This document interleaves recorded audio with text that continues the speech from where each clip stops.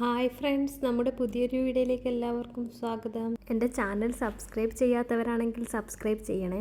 അപ്പോൾ നമുക്ക് വീഡിയോയിലേക്ക് പോയാലോ. ഇന്ന് നമുക്ക് കുറച്ച് കല്ലുമ്മക്കായ് കിട്ടീനു ലുലുവിൽ പോയപ്പോൾ. അപ്പോൾ അതൊന്ന് നറുക്കുന്ന വീഡിയോ എടുക്കാമെന്ന് വിചാരിച്ച്. അപ്പോൾ നമുക്ക് വീഡിയോയിലേക്ക് പോവാം.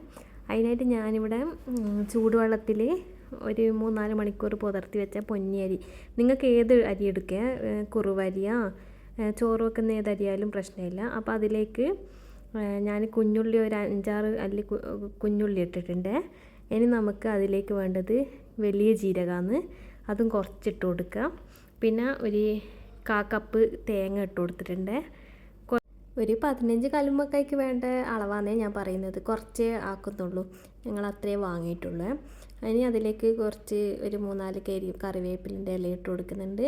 പിന്നെ മഞ്ഞൾപ്പൊടിയും കുറച്ച് ഗരം മസാലപ്പൊടിയും ഇട്ട് കൊടുത്തിട്ട് ഇത് നമുക്ക് അരച്ചെടുക്കണം.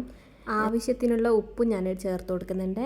ഇനി നമുക്കിത് തരിതരികളോടുകൂടി അരച്ചെടുക്കാം. അധികം നൈസായിട്ട് അരക്കാൻ പാടില്ല, കുറച്ച് തരിതരികളെല്ലാം വേണം. ഇനി നമുക്കിതൊന്ന് അരച്ചെടുത്തിട്ട് കാണാം. അപ്പോൾ ഇതാ ഞാൻ അരച്ചെടുത്തിട്ടുണ്ട്. ഇനി നമുക്ക് അരിപ്പൊടി ചേർത്തിട്ടൊന്ന് കുഴച്ചെടുക്കാം. ഞാൻ ആമീസിൻ്റെ അരിപ്പൊടി എടുത്തിട്ട് ഇതൊന്ന് കുഴച്ചെടുക്കുന്നുണ്ട്.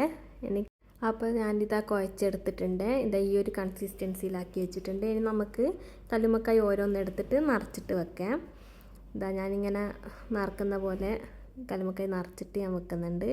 അങ്ങനെ എല്ലാ കല്ലുമ്മക്കായും നമുക്ക് അതേപോലെ തന്നെ നിറച്ച് വെക്കാം. അപ്പോൾ എല്ലാം ഒന്ന് നിറച്ച് വെച്ചിട്ട് കാണാം. അപ്പോൾ ഞാൻ അടുപ്പത്ത് അടച്ചമ്പ് ചൂടാൻ വെച്ചിട്ടുണ്ട്. ഇനി ഇതാ നിറച്ച് വെച്ച കല്ലുമ്മക്കായൊക്കെ ഞാനിതാ അടച്ചമ്പിലോട്ടേക്ക് വെക്കുന്നുണ്ട്. എന്നിട്ട് മൂടി വെച്ചിട്ട് ഒരു 30 മിനിറ്റ് ഞാൻ വെച്ചിട്ടുണ്ട്. അതിനുശേഷം ഗ്യാസ് ഓഫ് ചെയ്തിട്ട് നല്ലോണം തണിഞ്ഞ് വന്നിട്ടുണ്ട്. അന്നേരമാണ് ഞാനിത് പൊരിക്കാനെടുക്കുന്നത്. പൊരിക്കാനായിട്ട് ഞാനിവിടെ കുറച്ച് മുളക് പൊടിയും കുറച്ച് മഞ്ഞൾപ്പൊടിയും ആവശ്യത്തിന് ഉപ്പിട്ടിട്ട് ഇത് കുറച്ച് വെള്ളം ഒഴിച്ചിട്ട് നന്നായിട്ടൊന്ന് മിക്സ് ചെയ്തെടുക്കുന്നുണ്ട്. എന്നിട്ട് നമുക്കിതൊന്ന് പെരക്കിയെടുക്കണം. കല്ലുമ്മക്കായ് തോട് കളഞ്ഞിട്ട് അതിലേക്ക് ഇട്ട് കൊടുത്തിട്ട് നന്നായിട്ടൊന്ന് മിക്സ് ചെയ്തെടുക്കാം. മിക്സ് ചെയ്തതിന് ശേഷം ഞാനിത് ഒരു ഫ്രൈ പാൻ ഗ്യാസ് സ്റ്റൗവിലേക്ക് വെച്ചിട്ടുണ്ട്. ഇനി നമുക്ക് കുറച്ച് വെളിച്ചെണ്ണ ഒഴിച്ചിട്ട് ഇതൊന്ന് പൊരിച്ചെടുക്കണേ.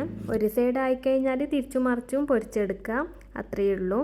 അപ്പോൾ നമ്മുടെ കല്ലുമ്മക്കായ് പൊരിച്ചത് ഈവനിങ് സ്നാക്കായിട്ടും രാത്രിത്തെ ഡിന്നറായിട്ടും എല്ലാ സൽക്കാരങ്ങളിൽ ഒഴിച്ചുകൂടാൻ പറ്റാത്തൊരു ഐറ്റമാണ് ഈ കല്ലുമ്മക്കായ് പൊരിച്ചത്. അപ്പോൾ നമ്മുടെ കല്ലുമ്മക്കായ് പൊരിച്ച റെഡി ആയിട്ടുണ്ട്.